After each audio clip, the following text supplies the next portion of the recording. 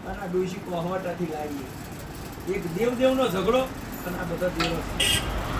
બાપો મારે ખમાતને દેવી ખમારે ચિયો પત્રો ઉડ્યો તો વભળજો લ્યા તારે ખબર પડે હું મેલડી સુજો પત્રો ઉડાડ્યો તો એ ખમાતને માતાની ઓટીઓ પડી જઈ વીરાવો ભરજો